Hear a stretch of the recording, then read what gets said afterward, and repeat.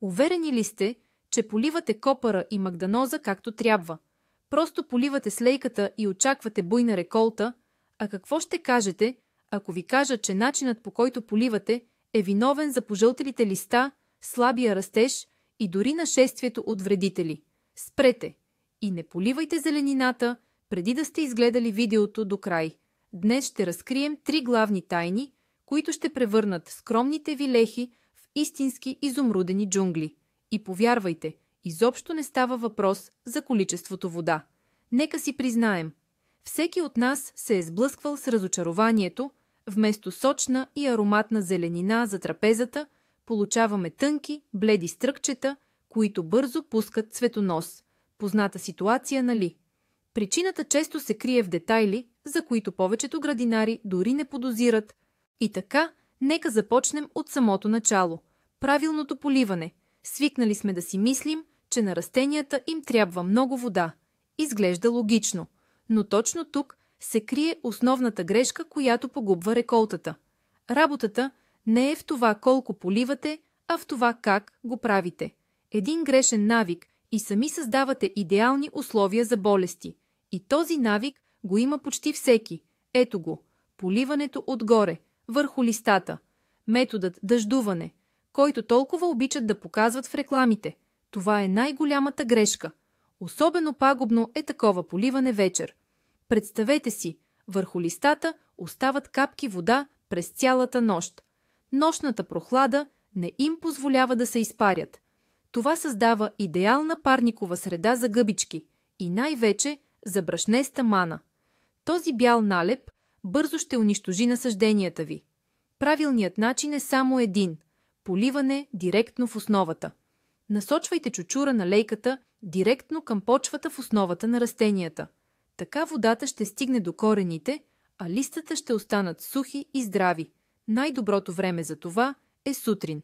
През деня горният слой на почвата ще успее да изсъхне и рискът от развитие на гниене ще бъде минимален. Поливането вечер е риск. Запомнете, поливаме сутрин и в основата. Това просто правило е в основата на здравето на вашите растения. А сега нека поговорим за неканените гости, които обожават вашата нежна зеленина. Говорим, разбира се, за вредителите. На първо място за листните въшки. Тези дребни насекоми са способни за броени дни да превърнат буйната ви леха в лепкава, съхнеща маса. Но ето какво е важно да разберете. Появата на вредители не е случайна. Те са индикатор, че нещо с растенията ви не е наред. Здравото и силно растение умее да се защитава само, а слабото и изнежено растение е лесна плячка. И често причина за тази слабост е именно неправилното поливане, за което току-що говорихме. Прекомерната влажност и болестите отслабват имунитета на копъра и магданоза.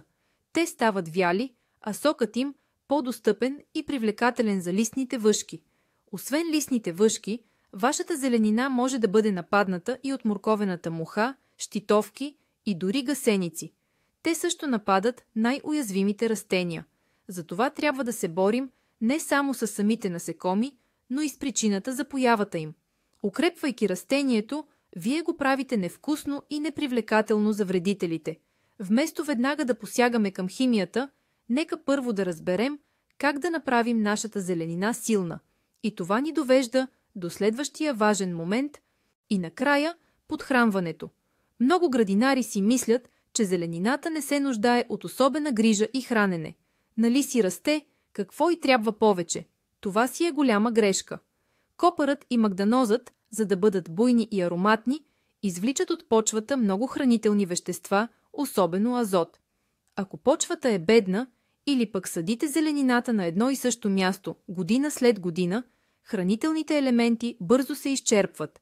В резултат получавате тънки, бледи стръкчета, които бързо пожълтяват и отиват на стъбло.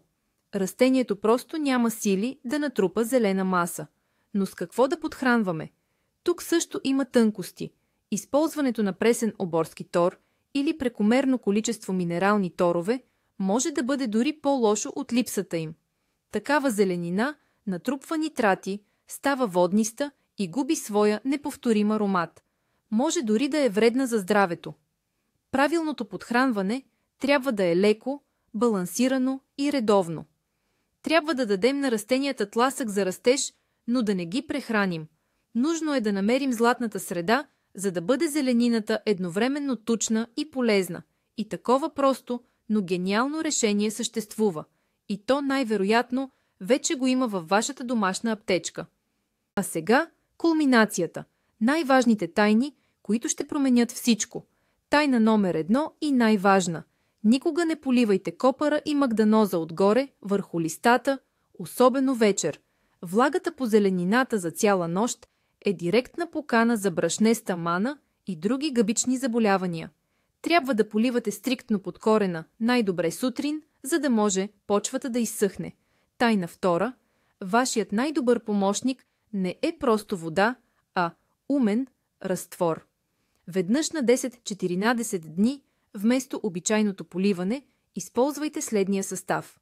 На 10 литра вода добавете една супена лъжица аптечен амоняк. Да, точно така, обикновен аптечен амоняк.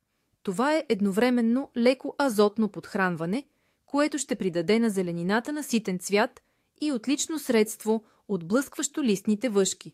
Миризмата бързо ще се изпари, а ползата ще остане. Растенията ще станат по-силни и по-малко привлекателни за вредители. И тайна номер 3, която ще ви изненада. За да бъде зеленината гъста и да не се стрелкува, трябва да я режете правилно. Не изкубвайте отделни клонки. Внимателно отрязвайте външните, най-едри листа, като оставяте центъра, точката на растеж, не покътнат. Така стръкчето ще дава постоянно нови листенца и ще расте настрани, а не нависоко. Това е прост трик, който ще удължи реколтата ви с няколко седмици. Това е всичко. 3 прости правила. Поливане под корена, умно, подхранване, защита и правилно рязане. Нищо сложно, но резултатът ще ви удиви.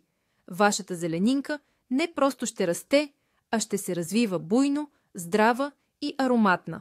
Благодаря, че догледахте до края. Ако това видео ви беше полезно, моля, харесайте го и се абонирайте за канала, за да не пропускате нови градинарски хитрини. А сега въпрос към вас. Какви тайни имате вие за отглеждане на пищен копър и магданоз? Или може би сте се сблъсквали с проблеми, които не споменах? Споделете опита си в коментарите, нека си помогнем взаимно да отгледаме най-добрата реколта.